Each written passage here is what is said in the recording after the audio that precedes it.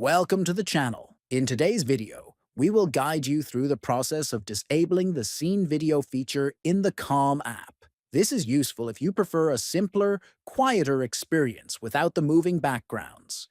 We will walk you through each step clearly so you can adjust your settings easily. First, open the Calm app on your phone. Next, tap the home icon at the bottom. Then, look at the top left corner and tap the small triangle icon. Then, carefully look for the option labeled Play Scene Video.